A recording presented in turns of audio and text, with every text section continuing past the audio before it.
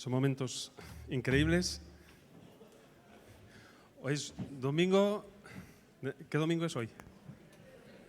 La resurrección. Muy bien. ¿Y aquí estamos vivos o estamos muertos? Vivos. Muy bien.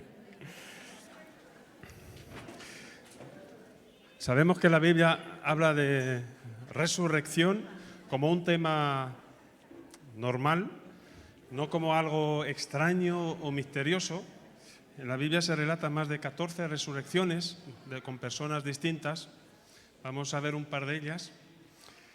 Y una cosa es cuando sabemos y tenemos conocimiento de una historia, de lo que está escrito, y la otra es hasta qué punto realmente creo lo que leo. Teníamos un lema de aquellas: tú realmente crees de la Biblia lo que vives. Si tú vives lo que está aquí escrito, entonces puedes decir que realmente crees en la palabra. Si no, es meramente un conocimiento. Es verdad que el conocimiento puede ayudar a que tu fe aumente. En la Epístola de Pedro dice que ayuda. El hecho de que uno vaya aumentando el conocimiento bíblico ayuda a que la fe aumente.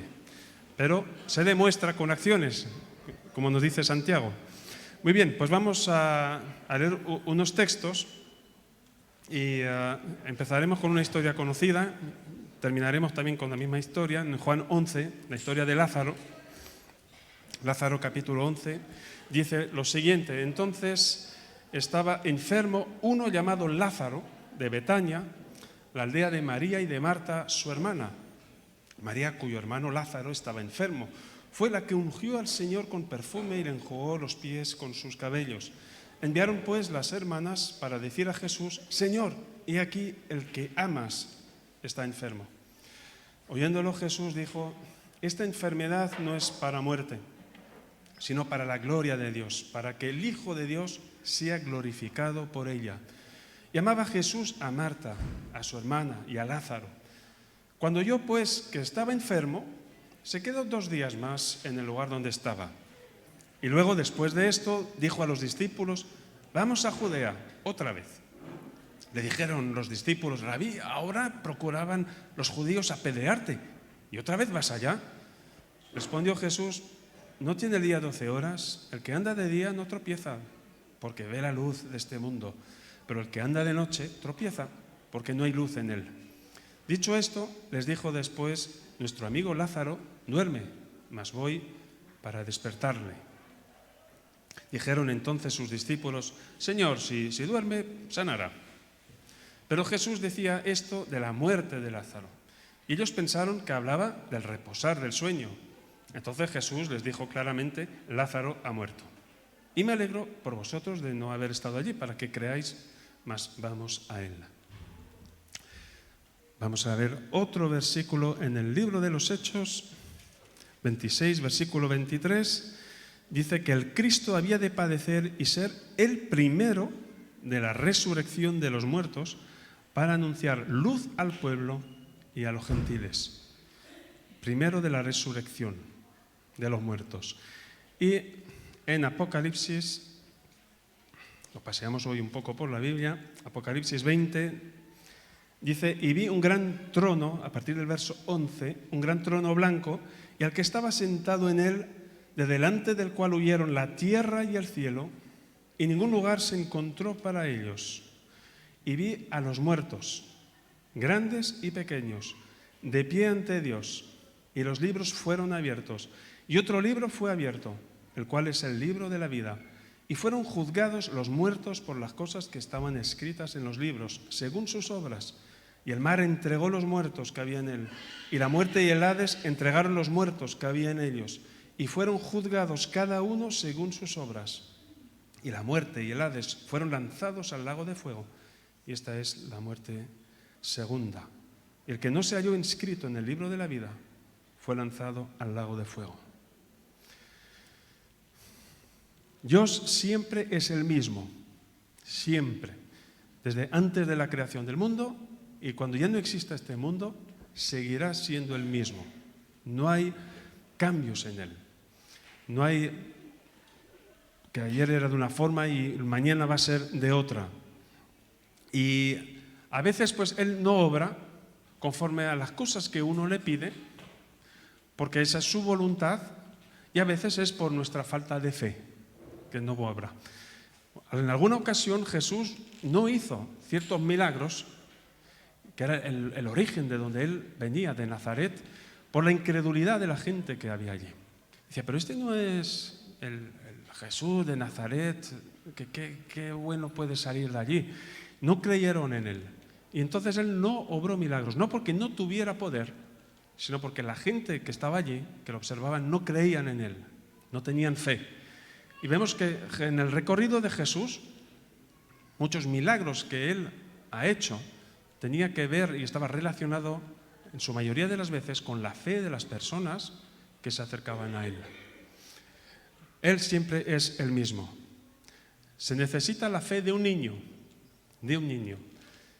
Hay que ser como un niño para poder entrar en el reino de los cielos. Y claro, aquí hay un montón de niños, entonces nos dan lecciones de fe.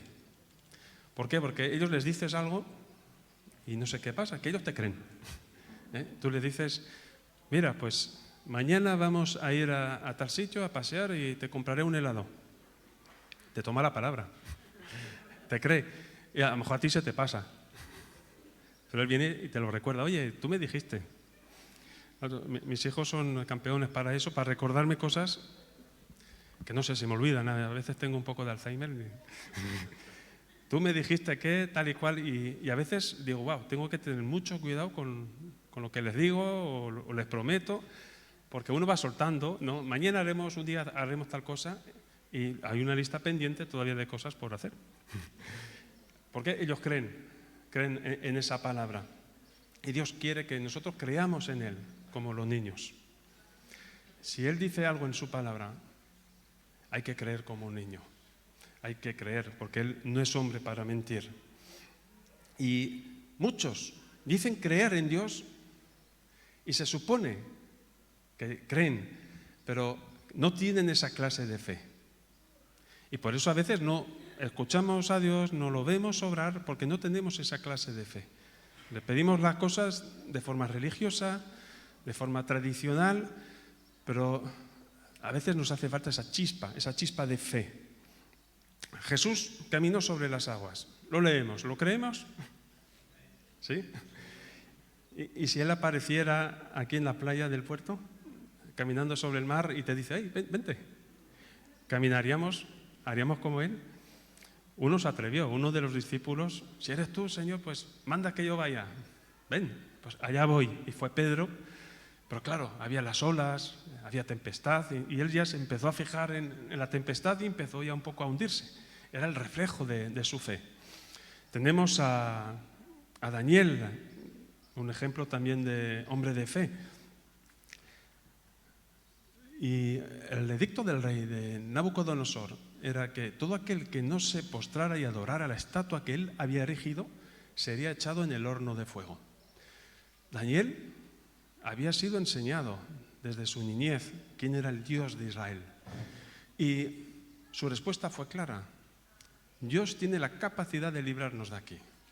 Y si no lo hace, porque podía haber esa posibilidad, no sabía todavía cuál era la voluntad de Dios, aún así no nos postraremos delante de este ídolo. Pero tenía esa fe. Dios sí puede librarnos de aquí. Y cuando lo tiraron al foso de los leones, pues también tenía esa fe inquebrantable durante toda su vida, en que Dios lo podía librar de la boca de los leones.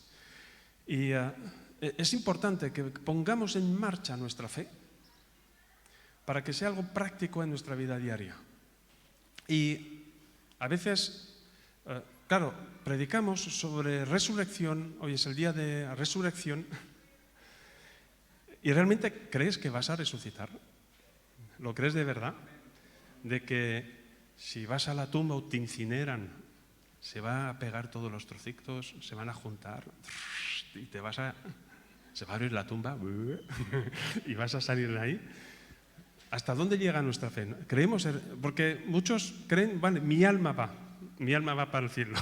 Pero ahí la Biblia habla de resurrección. Aunque la carne y la sangre no va a heredar el cielo, porque vamos a ser transformados, tendremos un nuevo cuerpo, pero sí se trata de resurrección, efectivamente. Y la Biblia por eso nos menciona varias resurrecciones. Entonces, si yo no añado fe a mi conocimiento, es puro conocimiento. ¿La resurrección qué es? ¿Alguien me puede decir qué es la resurrección? Es cuando el alma y el espíritu, que se han ido en algún momento, vuelven al cuerpo. Y entonces vuelve a tener aliento el cuerpo y vuelve a levantarse. Muy bien, entonces ya la clase está bien. Cristo tuvo victoria sobre la muerte y eso es lo que creemos. Él cargó el pecado del mundo entero, absolutamente de todas las generaciones, pero Él no había pecado. Entonces, la muerte no lo pudo retener, porque la paga del pecado es la muerte. Y por eso Él resucitó de entre los muertos. Y si Él resucitó, también nosotros resucitaremos. Porque si nosotros no creemos que Él haya resucitado, o si Él no hubiera resucitado, nuestra fe sería vana. Estaríamos creyendo en una religión. En todas las religiones tienen su fundador. Y murieron con sus enseñanzas, pero Cristo resucitó. Nadie muere por una mentira. Y muchos murieron por testificar de que lo vieron resucitado. Más de 500 testigos. Eso está en 1 Corintios 15. Así que cuando Jesús resucitó a Lázaro, es ahí cuando todo el mundo religioso han decidido de eliminarlo. Solo a partir de ahí. Él había hecho varios milagros. Y con los milagros pues molestaba un poco al mundo religioso, a los fariseos. Dice, jolín, este nos está quitando adeptos, ya no va a venir tanta gente a la sinagoga. Pero una resurrección, eso es demasiado visible. Ahí el impacto a nivel de la ciudadanía era tremendo. Y ellos pues entonces, a partir de ahí, buscaron la forma de poder matar a Jesús. Al autor de la vida, al que resucitó al muerto, lo querían matar. Entonces, cuando uno resucita, ¿qué quiere decir? Que no es el final del todo. El ser humano está buscando la inmortalidad. Dicen que para el año 2024 ya van a encontrar la fórmula para que podamos ser inmortales. Te meterán un chip en el cerebro y tienen unos productos que te van a rejuvenecer la piel. Bueno, es el ideal del hombre. Hay cuentos de fantasía donde siempre nos cuentan la historia de la inmortalidad. Y eso es porque el hombre le tiene temor a la muerte. Pero en Cristo, tú ya la muerte la ves desde otra perspectiva. Cuando morimos, cuando estamos llorando a un fallecido, a un ser querido, realmente no estamos llorando por el que se fue. Estamos llorando por nosotros, porque nosotros lo echamos de menos. Él está mejor que tú, él ya se fue a donde tenía que irse. Siempre si se ha muerto en Cristo. Su destino ha sido mejor. Hemos leído en Hechos 26-23 que Cristo es el primero de los resucitados. ¿Eso qué quiere decir? ¿No hubo nadie que resucitó antes que Él? Han habido varias resurrecciones, ¿no?, en el Antiguo Testamento. Entonces, ¿por qué nos dice la Biblia que Él es el primero? Porque Él no volvió a morir. Él es la cabeza y luego seguirá el cuerpo. Él ha resucitado porque Él es el autor, Él es Dios, Él es el autor de la vida y por eso Él es el primero. El primer resucitado que hará que los demás resuciten. ¿Quién resucitó a Cristo? Pregunta de EPSE. ¿Quién? ¿El Espíritu Santo? ¿Sí? ¿Quién dice Espíritu Santo? ¿Quién dice el Padre? ¿Quién dice el Hijo? Los tres son correctos. El Padre lo levantó de los muertos. El Espíritu Santo, que lo resucitó de los muertos, es el mismo que nos resucitará a nosotros. Y Jesús dijo que nadie le quita la vida, sino que Él la entrega y la vuelve a tomar. Así que la Trinidad estará en acción en la resurrección de Cristo. Así fue Y en nuestra resurrección pues será más de lo mismo, será algo tremendo. Será el mayor milagro que se va a ver en la historia mundial desde la fundación del planeta. Millones y millones de resucitados. Va a ser tremendo, ¿eh? No. Sobre todo, por lo menos los vivos tendrán la ventaja de tiempo, porque los que estarán vivos seguirán antes. Y luego los demás, todos los que han fallecido en las generaciones del pasado, pues seguirán. Resucitarán después del arrebatamiento de estos. Dios tiene un poder impresionante. O sea, estaba ahí montando una película de esas mentales, ¿no? Imagínate, desde que el hombre es hombre, unos 6.000 años, calcula todas las generaciones que han pasado y que todos los muertos van a resucitar a la vez para ser juzgados delante de Dios. Va a ser una burrada.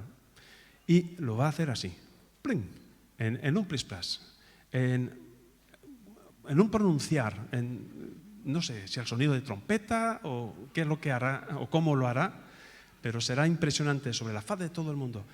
De los mares, ¡brum!, ahí salen todos los capitanes, los piratas, ¿no? Jack Sparrow, ¿no? No, todavía no hemos... De los campos, de las montañas, por todos lados. Va a ser espectacular. Entonces, eso me hacía pensar, hoy, ¿cuántos problemas tengo yo? Estoy enfermico, estoy hecho polvo. Y claro, por eso le puse este título. En comparación a la resurrección, ¿cómo es de grande tu problema? Es una nimiedad, no es nada. Yo digo creer en la resurrección, pero no tengo fe para cositas que me pasan. Hoy estoy marico, estoy tal... ¿Qué es más poderoso? ¿Uno que está sanado por Dios o uno que está resucitado? En un resucitado va incluida toda la sanidad absoluta, completa, desde la cabeza a los pies. Así que Dios tiene absolutamente todo el control de los vivos y de los muertos. Él es el que tiene el control del mundo de los espíritus. Entonces, para Él, tanto le da las personas que viven en la tierra como aquellas que ya están delante de su presencia, porque Dios está en todos los lugares al mismo tiempo. Entonces, nosotros hacemos la diferencia porque vivimos en este planeta, pero para Dios da igual que tú estés aquí vivo o que estés en su presencia. No sé si me explico. Samuel, ven para acá. Ven para acá. David, ven. Vale, para que nos quede bien claro. ¿Veis esta viga? Esto es aquí, la vida en este planeta. Esto es el más allá, el mundo de los espíritus, ¿vale? Y Dios está tanto aquí como aquí. Aquí está este personaje con su alma. Muérete. Vale, entonces el alma, ¿qué hace? Se va al mundo de los espíritus. Está el cuerpo al límite, ¿eh? Vale.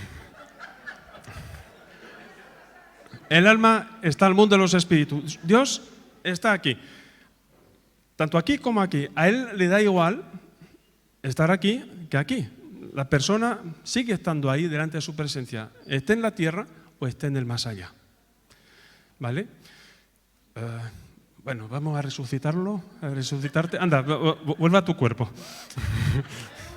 Vuelve a su cuerpo. Resucita. Gracias.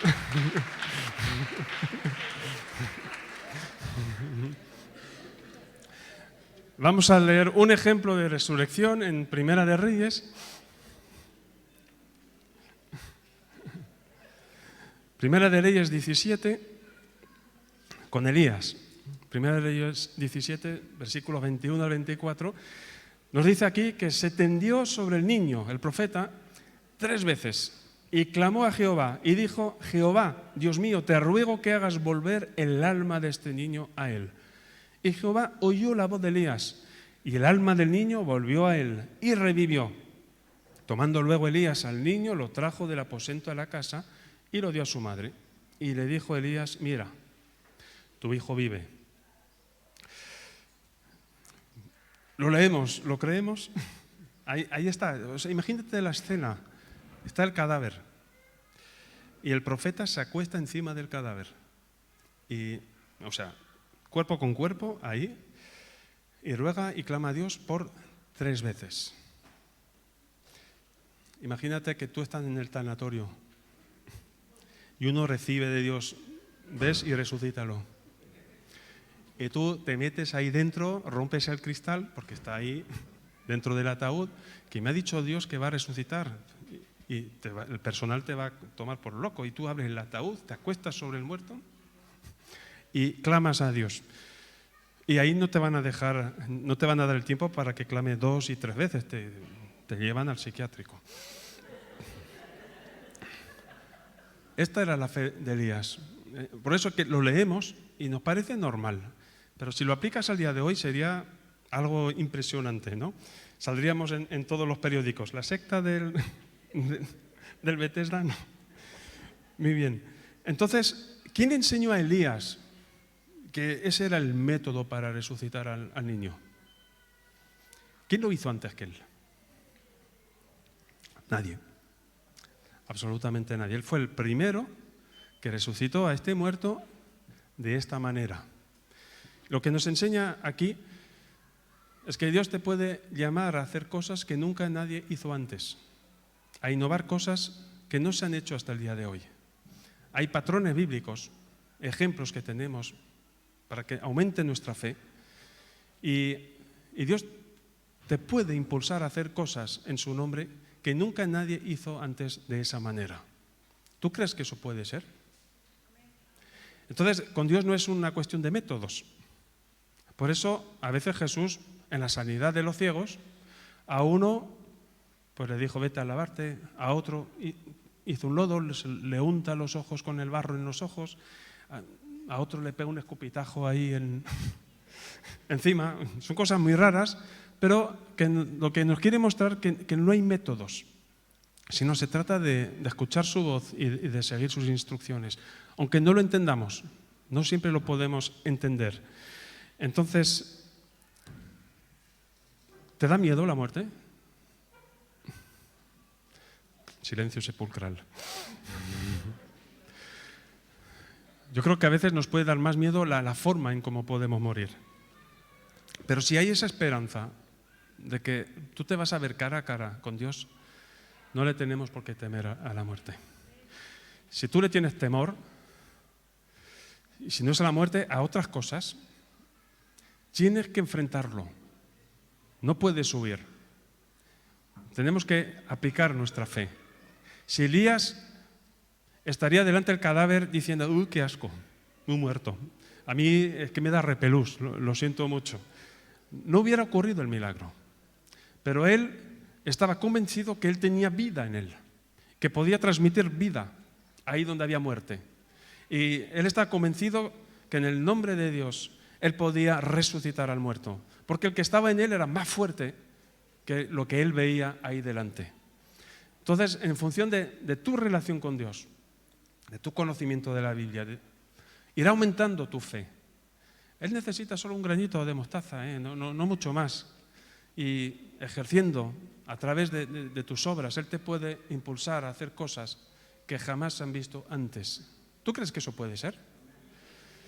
Entonces, empecemos por cosas asequibles, pequeñas, pero hay que ir a más, para no vivir en una monotonía, en una especie de religiosidad o de creencia evangélica. Se trata de algo personal entre tú y Dios. Él insistió 3 veces, hasta que Dios respondió y resucitó al niño. ¿Cuántas veces tengo que orar cuando le estoy implorando a Dios por algo? Hasta que yo reciba una respuesta. Una respuesta clara. A lo mejor no me va a responder lo que yo le estoy pidiendo, pero sí necesito saber si tengo que seguir orando y pidiendo por esa dirección. Que no te pares de orar o de pedir solo por desánimo o porque tú ves que hace mucho tiempo que estás orando y que no pasa nada o que siempre es lo mismo. Sigue. Porque Dios usa esos tiempos de espera, de respuestas, para fortalecer nuestra relación con Él, para seguir dependiendo de Él, para que nuestra relación con Él sea más profunda. Génesis 23-26, cuando luchó Jacob por su bendición, lo tenía muy claro: no te dejaré hasta que tú me bendigas. Y luchó ahí como un bestia. Él estaba solo. Mira que él tenía una familia numerosa, tenía hijos, tenía mujeres, pero hay momentos en nuestra vida donde nos encontraremos solos en el desierto, sin apoyos humanos, sin nadie que te eche un cable. Dios te va a llevar a esos momentos, para que seas solo tú y Él. ¿Quieres realmente que tu fe aumente? Pues no te conformes con la fe de otros, no te conformes con las migajas, sino que sea algo personal entre tú y Él. Y eso se pueda ir desarrollando. ¿Cuánto tiempo vamos a seguir persistiendo en la petición que hay en nuestro corazón? ¿Seríamos capaces de persistir en esa petición hasta la misma muerte? Aunque no veamos la respuesta, ¿o abandonaremos antes? Y ahí está el tema.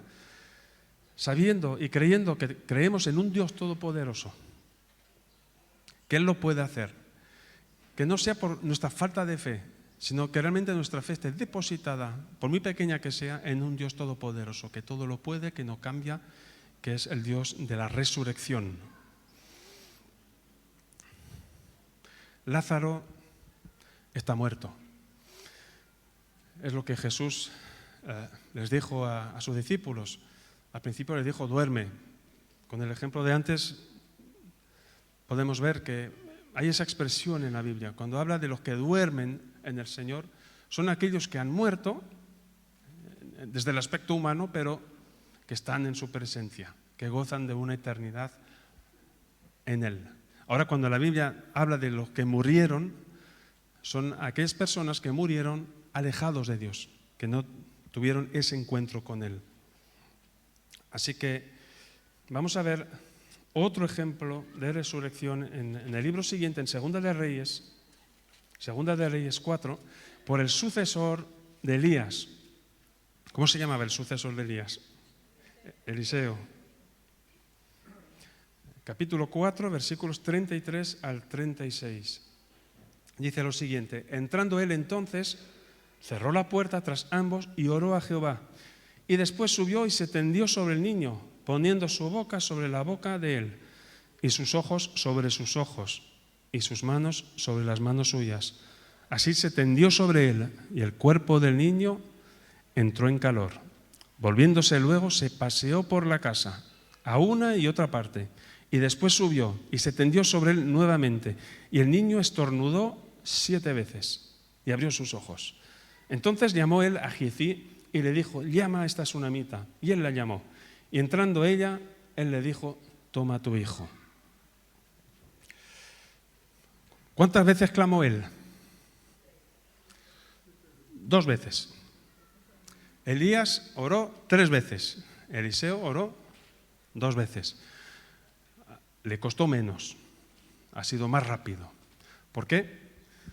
Por el legado que le había dejado Elías. Es decir, que en cada generación, la generación que sigue tiene que ir más lejos que la anterior. Y la generación presente es la que tiene que formar a los que seguirán. Y los que estamos hoy en día tenemos que ir más lejos que los que nos precedieron.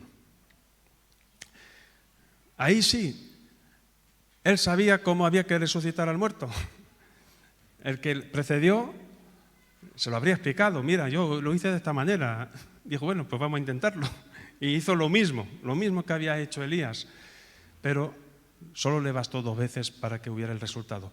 Entre una y otra vez, mientras no resucitaba el muerto, Eliseo, ¿qué es lo que hacía? Dice que estaba caminando para aquí, para allá. O sea, que estaba ahí, que no paraba.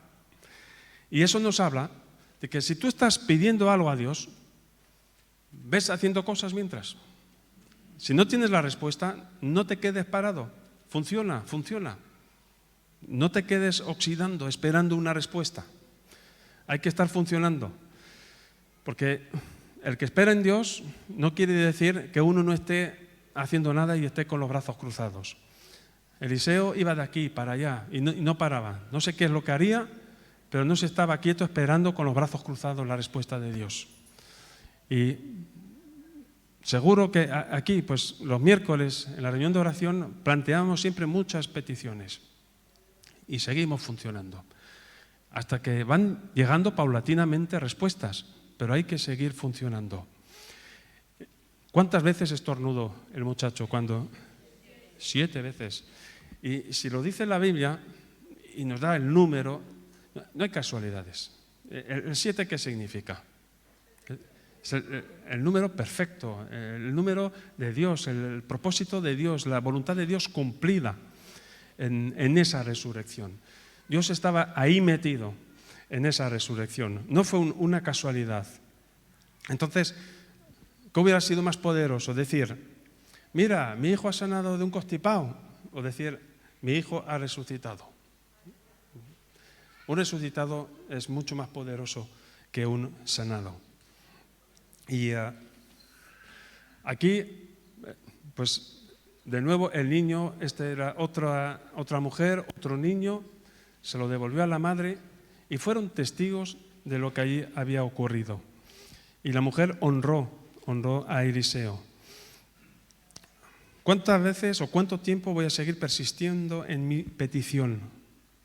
Elías creía que tenía la vida y la comunicó.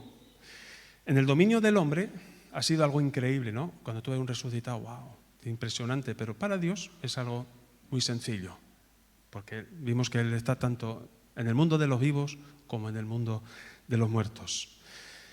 Lázaro está muerto, es lo que Jesús dijo, que dormía. Cuando Jesús decía que dormía es porque para Él nada estaba perdido.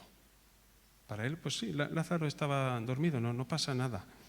Dios estaba con el alma de Lázaro, aunque estaba fuera del cuerpo, pero Dios estaba presente ahí. Entonces, mientras tú estás esperando seguramente respuestas de Dios, seguro que aquí todos tenemos peticiones con respuestas pendientes. ¿Por qué digo que tienes que ir funcionando? Porque si no, te impacientarás, te vendrá la frustración, te vas a amargar. Entonces, descansa en Dios. Tú le has dejado tu respuesta, tu pregunta, pues déjasela, vuelve a interceder, vuelve a hacer tu petición, pero sigue funcionando con tu vida. Eliseo, el hijo de un rico, que lo abandonó todo para seguir a Elías. Y Dios lo honra, porque él honró a Elías. Él hizo una petición especial. Quería el doble de la unción de Elías. Y Dios cumplió con eso. Elías, si vemos su historia, veremos el relato de 7 milagros. Y con Eliseo, si leemos toda su historia, veremos el relato de 14 milagros. Entonces, efectivamente, tuvo el doble de unción que el que tuvo Elías. Volviendo a Lázaro, Lázaro era amigo de Jesús. Era amigo.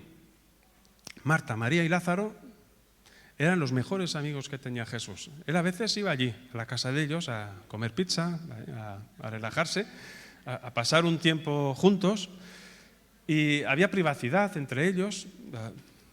Son las escenas donde veo que no se llevaba a los discípulos con él. Los discípulos estaban ahí para formarlos, para que luego ellos sean los que sigan la obra de la extensión del Evangelio, pero a nivel social, pues él estaba ahí con ellos. Y es increíble pensar que es amigo de Jesús, le anuncian que está muerto y Jesús está ahí. Bueno, bien. Y, oye, que es tu amigo. Sí, es mi amigo, es verdad. Vamos a esperar un poco más. Y espera un par de días más, mientras el cuerpo se seguía descomponiendo. ¿No te pasa a veces eso? Dice, pero si yo creo en Dios, ¿por qué no me responde? ¿No te da la sensación que a veces no te escucha? Y te vas cada vez más abajo, pudriéndote, como Lázaro. Y cuando Él nos deja así pudrirnos, es porque Él no quiere traer sanidad a tu vida. Él quiere resucitarte. Él quiere ser glorificado a través de lo que Él va a hacer a través de tu vida. Y por eso, lo que a nosotros nos parece una espera muy larga, una respuesta que no llega, es porque la gloria que va a seguir va a ser mucho mejor. Él quiere resucitarte, no quiere sanarte. Entonces, no te pases. He visto a personas confesando pecados que no han cometido, ¿sabes? Dice, por si acaso, y por eso no me responde. Pero no tiene nada que ver. Los designios, los propósitos de Dios son totalmente distintos. ¿Qué quiere decir para nosotros morir? Morir es estar solo. Estar solo. Aunque estés rodeado de gente. Pero sin apoyos humanos. No hay nadie humanamente que te pueda ayudar y traerte lo que tú realmente necesitas por dentro.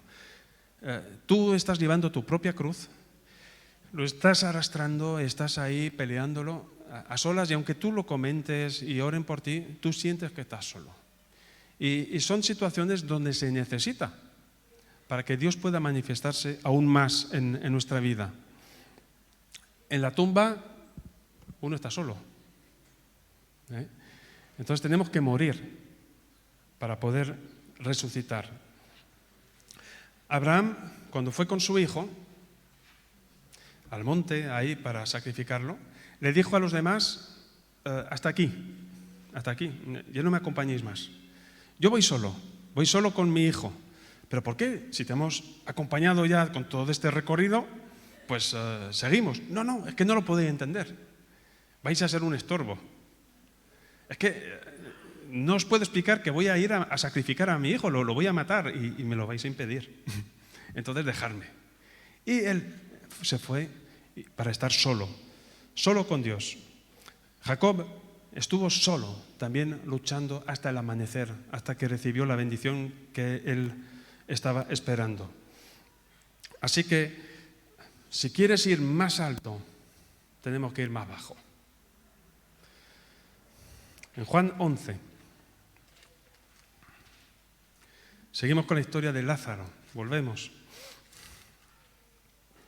Versículo 38 al 44, nos dice lo siguiente: Jesús, profundamente conmovido, otra vez vino al sepulcro, y era una cueva, y tenía una piedra puesta encima. Dijo Jesús, quitad la piedra. Marta, la hermana del que había muerto, le dijo, Señor, ya, porque es de 4 días. No nos pasa a veces, le decimos al Señor, pero le explicamos cómo Él tiene que hacer las cosas, ¿no? Como si Él no supiera. Y Jesús le dijo, ¿no te he dicho que si crees verás la gloria de Dios? Entonces quitaron la piedra de donde había sido puesto el muerto. Y Jesús, alzando los ojos a lo alto, dijo, Padre, gracias te doy por haberme oído. Yo sabía que siempre me oyes, pero lo dije por causa de la multitud que está alrededor, para que crean que tú me has enviado. Y habiendo dicho esto, clamó a gran voz, Lázaro, ven fuera. Y el que había muerto salió, atadas las manos y los pies con vendas y el rostro envuelto en un sudario. Y Jesús les dijo, desatarle y dejarle ir. Si él oró, era una simple formalidad. Nos dice la Escritura que era por causa de los que estaban ahí, para que ellos escuchen. Ellos sí necesitaban escucharlo. Él ¿dónde estaba? Si Jesús es Dios, ¿dónde estaba? Estaba con la gente, pero estaba también con Lázaro. Es Dios. Estaba en los dos lados. Quitar la piedra. Lo que está en la capacidad del ser humano de hacer, lo tiene que hacer. Tenemos que rodar nuestras piedras si queremos ver resurrecciones. Si no quitamos el estorbo, lo que nos impide crecer y ir hacia adelante, Dios tampoco podrá obrar ese milagro que tú esperas. Y mirar si es un milagro. ¿Habéis visto a veces esas películas, cómo están vendados los muertos en esas tumbas? Están ahí, con los pies. Por eso aquí no quería hacer esa escena porque era un poco complicado, pero imaginaros a Lázaro tumbado ahí, ¿cómo narices se levantó de ahí? Es imposible. Tú estás atado ahí con todas las bandas. Salió así. Es que no hay otra manera. Porque Jesús dio la orden de desatarlo. O sea, él no estuvo ahí, salió de la tumba y tal, sino que estaba ahí todo todo vendado. Y estaba Dios con él dentro, en la tumba, y seguro que le echó un cable ahí para ponerlo de pie. Anda, que te esperan ahí fuera. Y el hecho de tener ataduras no le impidió salir de su tumba. No tenemos excusas delante de Dios. Podemos tener cosas que arrastramos, impedimentos físicos y cosas que nos impiden estar al 100%, pero estés en la condición que estés, pega brincos, tira hacia adelante, que ya se irá soltando las cosas que aún me están impidiendo estar a tope. Creemos en un Dios que ha resucitado. Nos dice en 1 Corintios 15 que si Cristo ha resucitado, también nosotros resucitaremos. ¿Lo crees de verdad? O sea, ¿tienes miedo a la muerte? Esta mañana mi meta era pues que nuestra fe aumente un poquito más, aunque sea un poquito más, que tengamos esa esperanza segura de que nos veremos cara a cara frente a Él. Y hemos leído en Apocalipsis que todos los muertos que estaban ahí, los que el infierno entregó, el Hades y los mares, eran para ser juzgados. Porque habrá un juicio para aquellos que se pierden y un juicio para aquellos que se salvan. Y solo hay dos posibilidades, no hay caminos intermedios y tampoco hay varios caminos que llevan a Dios, solo hay uno. Jesucristo dijo: yo soy el camino, la verdad y la vida, nadie viene al Padre si no es por mí. Cuando mueras, ¿cuál será tu destino? Cuando te veas cara a cara frente a Dios, ¿Jesús será tu abogado o Dios será tu juez? La decisión está en tus manos. Hoy en día aún puedes decidir porque sigues vivo entre los vivos. Pero cuando estemos en el más allá, al menos que resucites, ya no hay vuelta atrás. Que el Señor te bendiga.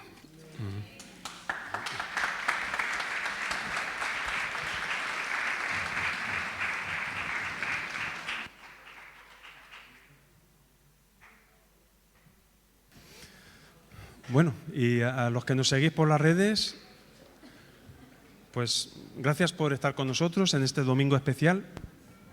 Que el Señor os bendiga ahí donde estéis e insufla su vida en vuestras vidas.